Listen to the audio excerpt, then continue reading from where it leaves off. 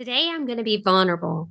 I'm going to let you behind the scenes and let you see what I wrote through tears as I cried out to God in my personal journal and began to begin the process of unpacking my heart.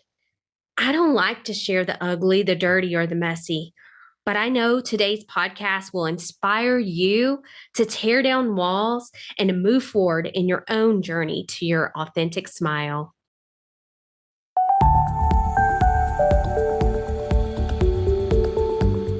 Hey friends, welcome to the Mindset School podcast with Peggy Easterling, where we learn to smile authentically from the inside out.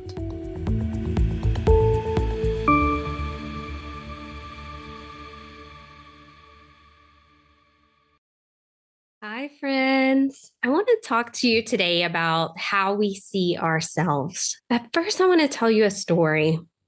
I was driving down the road the other day, and on the other side of the intersection, I see this man, and he's walking very quickly, almost running across the street, so confidently and just getting across the street very quickly and out of the traffic. And then I noticed in his hand, he has a long cane that someone who is blind would carry. But then I thought it's impossible that he is so confident. But he turned the corner and I realized he had someone arm in arm with him and so in step with him that he wasn't hesitating. He was confidently crossing the street. Now, he may have crossed that street so often that he has gained some confidence. But as I was watching, God really spoke to my heart and said, "You can walk that in step with me." God's plan for us is to walk side by side, step by step with Him. It's a journey, it's a daily, it's not a one time deliverance. Recently started the Mindset School. The Mindset School is a place for people to find community, people who've been putting up phony walls and wearing masks just for self protection and showing the world there's someone on their Instagram posts and on their Facebook posts, but never really letting people see the true, unique person that God created and called them to be. I'm on my journey still. I've learned so much. You know what? I may be 10 steps ahead of someone else, but my journey's not done, and neither is yours. We all have a journey. We all have a destination, but the destination keeps moving. It's a moving target. As long as we're on this earth, God's called us. He wants us to grow. He wants us to change. He wants us to be more like Him every day. Isaiah 42:16 says, "And I will lead the blind in a way they do not know, and paths they have not known. I will guide them. I will turn darkness before them into light, the rough places into level ground." These are things I do, and I do not forsake them. God has a path cleared out for us that He's going to lead us to. He's going to put light in the darkness before us and level out the rough places. Now, if you're like me, you've gone through some rough things.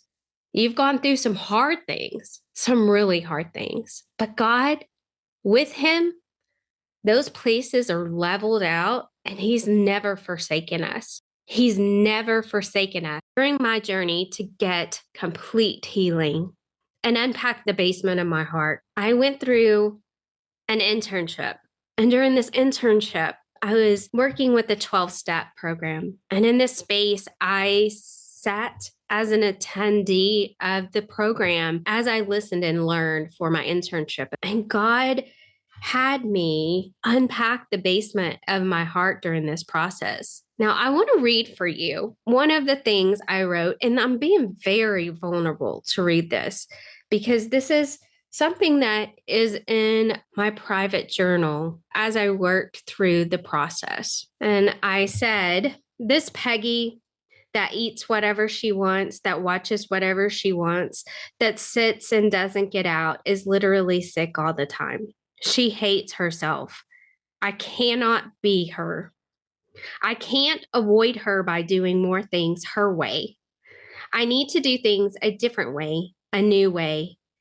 Where is God's way? He says, if I seek him, I will find him. I know him. I know him when I read his word. He is there. Is he lost in the lack of meditation on the word day and night? I want to change. But do I have? Then I literally wrote, and I continued writing. I wrote, do I have ... And then I wrote, I'm going to stop myself. I need nothing. God's way isn't reliant on what I have. I can submit daily myself to God and his will and his way. Will I fail? Absolutely. This journey that God has us on is a journey to change our minds about what things need to look like. Our expectation of how things should look isn't God's expectation of ourselves. It's our expectation. You've seen those charts where, it's like the straight line is our way, and then God's way is the squiggled line that goes up and then down, and then there's a valley, and then there's a mountain, and then you finally get to the destination. Life's messy. Life's gonna be messy. I've learned so many tools that can help me with my mindset. I want to help you with yours. Life's messy. There's good days, there's bad days. There's some days that seem easier, and there's some days that seem harder. But the thing is, we can find joy for our journey. And that joy only comes when we rely on God, when we surrender to him, when we stop striving, stop pretending, stop being phony, and let others in. There's so much value in community. I had to get help to get on my healing journey and stop being stuck in a time where I was putting up masks and just never feeling and processing the emotions as they came to me. I had to let other people in that dark space of the basement of my heart for it to unpack. I had to allow God into that space. And there was a time for sitting quietly with God alone and having conversation with him. But there was also a time for community. There was also a time for letting others into that space and being authentic and sharing the dirty, the nasty, the ugly, being vulnerable. I'm going to read you something. It's a book that I'm doing a Bible study on, and it's called Find Your People by Jenny Allen. And one of the pages says here, the enemy hates community. Think about it.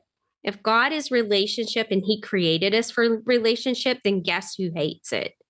I mean, if deep, loving, intimate connection is God's goal, then the enemy might hate nothing more for you and me to enjoy deep, loving, intimate connection. And that's why this isn't a feel-good book about how to make friends. This is a depiction of war, a description of two distinct sides, a reminder that everything is at stake.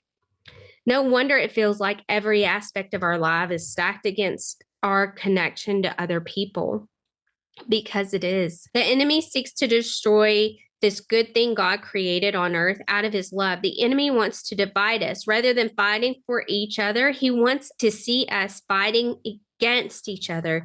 He wants to prevent the glory of God from shining through this city on a hill, a gathering of believers who are set apart for the purpose of displaying God to the world.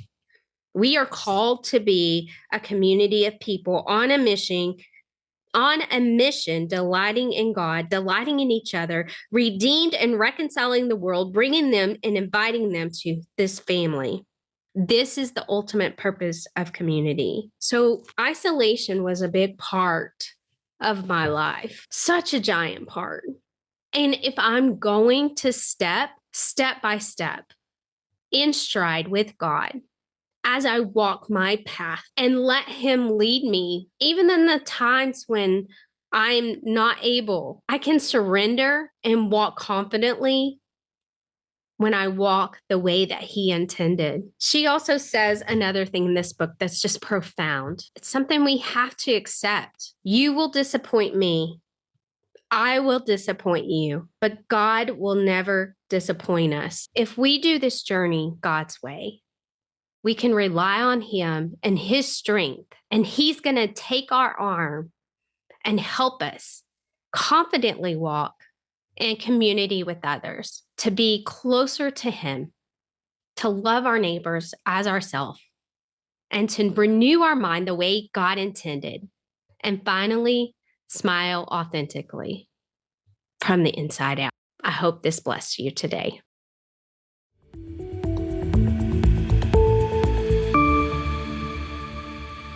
Hey, friends. Thank you for listening. You're now done with step 1 of growing together at the Mindset School. Head over to themindsetschool.net and grab my free download where I share 5 tips when you can't hold it together anymore and continue your journey to smiling authentically from the inside out.